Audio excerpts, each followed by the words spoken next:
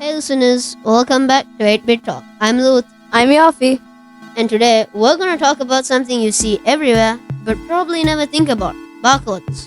Those black and white stripes on basically everything you buy. Did you know that barcodes are scanned over 6 billion times every single day? That's almost as many people as there are on Earth. And get this, the very first item that ever got a barcode scan was a pack of chewing gum. Way back in 1974. And get this, you know what's really funny? When they put barcodes in stores, some people were really worried about them.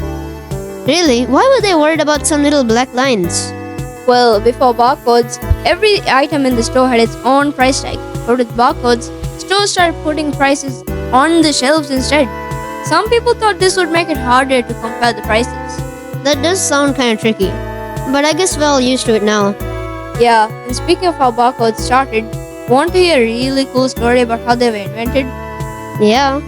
Well, in the late 1940s, this inventor named Joseph Woodland was sitting on a beach, trying to solve a big problem.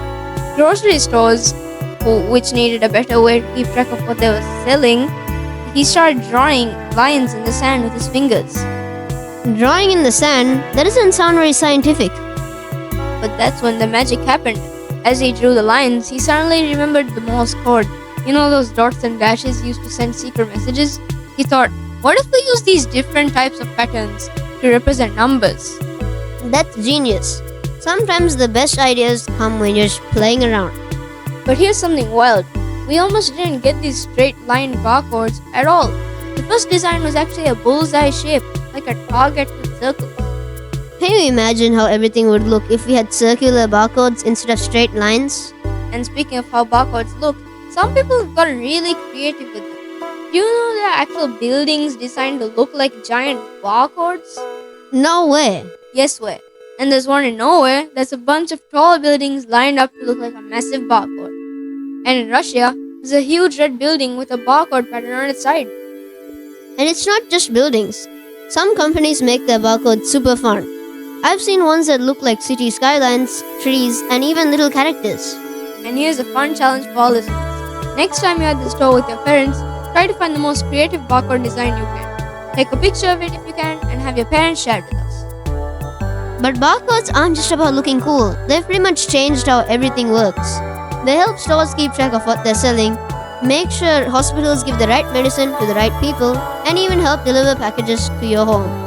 And now we have these square barcodes called QR codes that can even do more stuff, like when you go to a restaurant and scan the QR code, see the menu on your phone. QR codes and barcodes are not the same thing. Yeah, barcodes are one-dimensional, while two-dimensional is the QR codes. QR codes store way more information than the barcode. And barcodes are normally just used in stores, while QR codes are used everywhere. You know what's really interesting?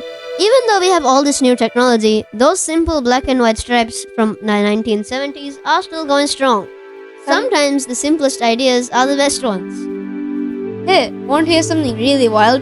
There are over 300 different types of barcodes used all around the world. That's a lot of lines and spaces to keep track of.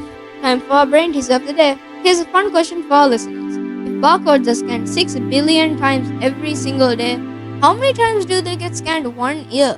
Think about it, ask your parents and friends to help you figure it out. That's gonna be a really big number. Before we go, remember listeners, next time you see a barcode, you'll know you're looking at one of the most important inventions of the last 50 years. And it all started with someone drawing lines in the sand. Well, that's all we have time for today on 8-Bit Talk. Remember, sometimes the most amazing inventions are hiding in plain sight, just waiting for us to notice them. See you next time on 8-Bit Talk. Don't forget to like, subscribe, and share our show with your friends. And keep exploring the amazing world of STEAM.